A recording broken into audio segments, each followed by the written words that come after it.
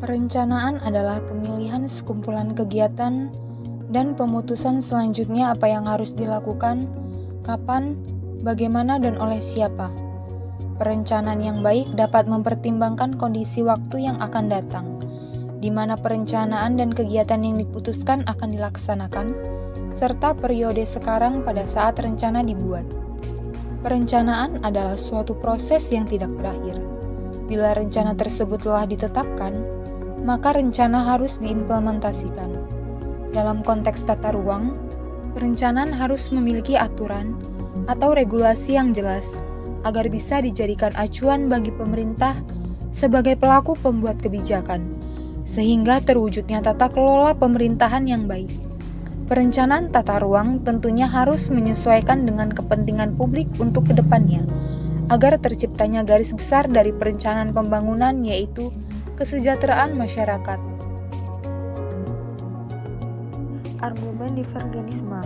Dalam hal ini, kepentingan publik tidak ada sebagai sebuah fakta karena dalam masyarakat yang terpecah-pecah, sehingga tidak mungkin ada tumpang tindih fakta di antara berbagai kepentingan individu dan kelompok yang beragam untuk menunjukkan adanya kesamaan yang penting. Oleh karena itu, tidak mungkin kepentingan publik dapat berjalan untuk keuntungan semua orang. Argumen ini dikemukakan oleh para ahli teori perencanaan dan ilmuwan politik. Argumen ini ditunjukkan untuk menentang konsep rasionalistik. Argumen proseduralisme dialogis. Argumen ini beranggapan siapapun yang mendefinisikan kepentingan publik secara abstrak dan tanpa proses terlebih dahulu akan mengabaikan proses interaktif dan dialogis. Argumen ini dikemukakan oleh para ahli teori perencanaan yang menekankan pada sentralis komunikatif. Argumen ini ditunjukkan kepada konsepsi rasionalistik tentang kepentingan publik. Para perencana tidak boleh membatasi tindakan mereka hanya pada tujuan-tujuan yang ingin dicapai dan mencari cara untuk mencapainya. Argumen liberalisme, bahwa individu adalah satu-satunya etnis moral yang tepat untuk dijadikan acuan dalam menentukan pilihan publik. Individu merupakan satu-satunya sumber klaim moral yang sah.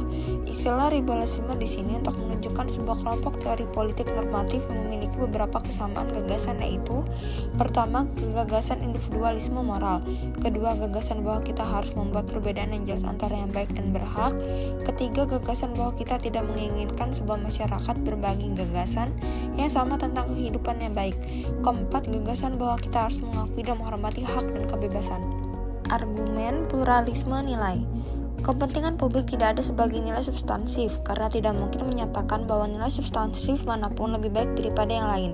Kepentingan dan tujuan individu dan kelompok dalam hal ini setara dan tidak dapat dibandingkan. Argumen ini menentang setiap penggunaan gagasan kepentingan publik untuk mengidentifikasi nilai-nilai tertentu yang mengesampingkan nilai-nilai lain. Kritik yang dapat diterima dan tidak dapat diterima. Menurut perspektif Divergis, adanya kepentingan-kepentingan yang sama tidak begitu saja dapat membantu menyelesaikan konflik-konflik mendasar. Menurut perspektif proseduralis dialogis, konsep dialogis tentang kepentingan umum berguna sebagai legitimasi baku dalam perencanaan. Menurut perspektif pluralisme nilai, kepentingan publik tidak ada sebagai nilai substantif yang mengesampingkan nilai substantif dapat ditolak. Artinya, pluralisme nilai yang tidak skeptif terlihat tidak koheren, sedangkan pluralisme nilai yang skeptif terlihat koheren namun rentan terhadap kritik. Menurut perspektif liberal klasik, kita dapat menerima konsepsi pluralisme yang baik sebagai hal yang kepentingan publik bertujuan dalam mencapai tujuan dan terus mengalami perubahan dalam lingkungan sosial yang kompleks dan terbuka. Kepentingan umum bukan hanya kepentingan dari satu orang tertentu saja, tetapi kepentingan bersama dari semua orang dalam jangka waktu yang panjang. Untuk menilai apakah suatu hal merupakan kepentingan publik, dapat dilihat dari apakah kepentingan tersebut memberikan manfaat bagi semua orang secara potensial. Perencanaan publik merupakan sebagian dari kebijakan publik yang bertujuan dalam mencapai kesejahteraan masyarakat luas dengan produk kebijakan yang dibuat oleh pemerintah. Oleh karena itu, berdasarkan konsep kejadian masyarakat dan sebagai respon atas peristiwa dalam membangun keharmonisan kepentingan antara publik dan masyarakat dengan pemerintah. Kabupaten Lombok Utara telah melakukan penyelenggaraan musyawarah perencanaan pembangunan atau musrembang tingkat kecamatan dan kabupaten. Musrembang Kabupaten bertujuan untuk melakukan sinkronisasi antara usulan masyarakat dari hasil Musrembang Kecamatan yang dilakukan di tiap masing-masing kecamatan dan penentuan skala prioritas publik dari setiap kegiatan.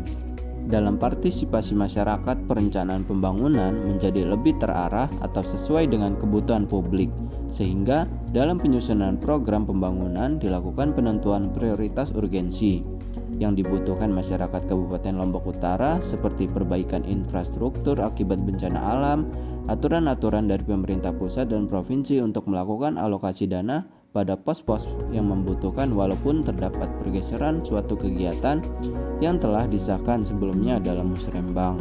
Dengan demikian, implementasi program pembangunan di Kabupaten Lombok Utara akan terlaksana secara efektif dan efisien. Dalam proses pembangunan, partisipasi masyarakat dapat mempengaruhi arah dan keberhasilan pembangunan. Dengan adanya partisipasi masyarakat, perencanaan pembangunan dapat diarahkan dengan lebih teratur dan sesuai dengan kebutuhan publik, sehingga hal ini dapat meningkatkan efektivitas dan efisiensi dalam pelaksanaan program pembangunan. Oleh karena itu, dalam penyusunan rencana atau program pembangunan akan dilakukan penentuan prioritas berdasarkan tingkat kepentingannya.